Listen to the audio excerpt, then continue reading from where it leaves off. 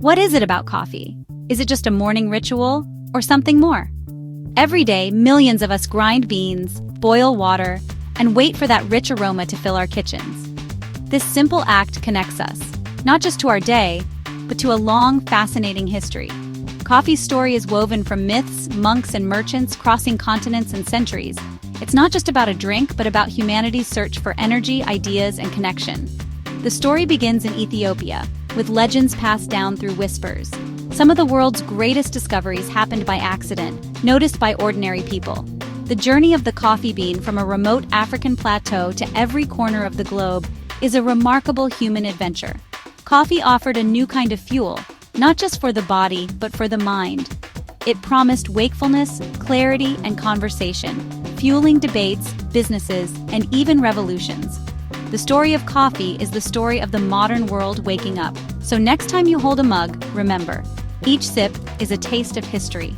From a mythical goat herder to monks, traders, and scholars, we are now part of that story.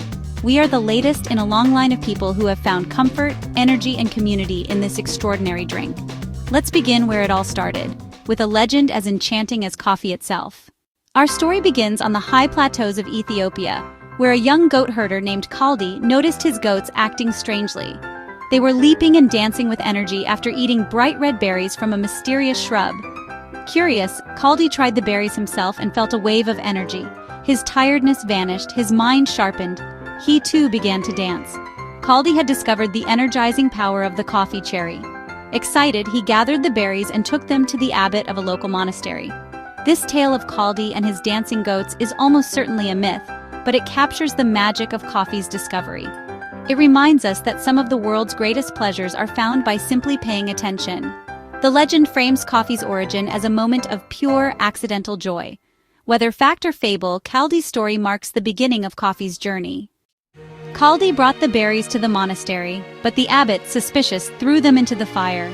As the berries roasted, they released an intoxicating aroma that filled the monastery. The monks, drawn by the scent, raked the beans from the embers and steeped them in hot water. The resulting drink kept them awake and alert during long hours of prayer. What began as suspicion turned into fascination.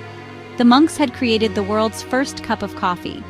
This story, like Kaldi's, is more legend than fact, but it marks coffee's transformation from fruit to beverage.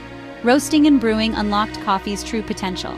The monks became coffee's first devoted community of drinkers. From this accidental beginning, the secret of coffee began to spread.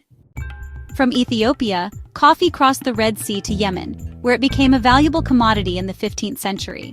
Yemeni farmers cultivated coffee on terraced hillsides around the port of Mocha, fiercely guarding their monopoly. Only roasted or boiled beans were exported, preventing others from growing coffee. The port of Mocha became the world's coffee hub. Sufi mystics in Yemen embraced coffee, using it to stay awake during spiritual rituals. Coffee gatherings became early examples of social drinking, spreading its popularity. Through Sufi travels and trade, coffee reached cities like Mecca, Cairo, and Damascus. The secret was out. The humble bean was on its way to conquering the world. As coffee spread north, it brought with it a new kind of public space, the coffee house. In cities like Mecca and Cairo, coffee houses became centers for conversation, entertainment, and business. Nicknamed schools of the wise, they were places of learning and intellectual exchange. Coffee sharpened the mind, making these spaces perfect for debate and sharing ideas. For the price of a cup, anyone could access information and conversation once reserved for the elite. Authorities tried to ban coffee houses, fearing dissent, but public demand was too strong. Coffee houses became essential to city life, centers of commerce, culture, and communication. They were the internet of their day, where information flowed freely. This model would soon travel west, sparking a revolution in Europe. When coffee arrived in 17th century Europe, it was met with suspicion and called the bitter invention of Satan. The controversy grew until Pope Clement VIII decided to try it himself. He found it delicious and, in a legendary act, baptized coffee, making it acceptable for Christians. With the Church's blessing, coffee houses opened in Venice, Oxford, Paris, and Vienna. These establishments became fashionable places for meeting, talking, and doing business. Coffee's arrival marked a major social and cultural shift, fueling the Age of Enlightenment. Nowhere did the coffee house thrive more than in London. The first opened in 1652. Soon, there were hundreds, each catering to different professions. They earned the nickname penny universities. For a penny, anyone could join the conversation. Scientists, poets, and merchants gathered to share ideas, making coffeehouses engines of the Enlightenment. Many famous institutions like Lloyd's of London and the London Stock Exchange began in coffeehouses.